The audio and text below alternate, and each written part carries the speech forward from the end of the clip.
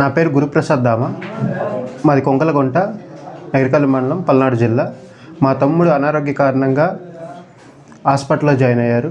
మొత్తం 20 లక్షల దాకా అయ్యాయి. పేగువ్యాధితో బాధపడుతూ ఉంటే ఈ విషయం మా రాష్ట్ర కార్యదర్శి అయిన కనుమూరి బాజీ చౌదరి గారికి చెప్తే ఫైల్స్ని చంద్రబాబు గారికి డైరెక్ట్గా ఇచ్చి మాకు అనుకూలంగా దాదాపు 40 లక్షల దాకా అయితే ఆ డబ్బులను నేను అటు ఇటు చేబదులు తీసుకొని ఇచ్చాను.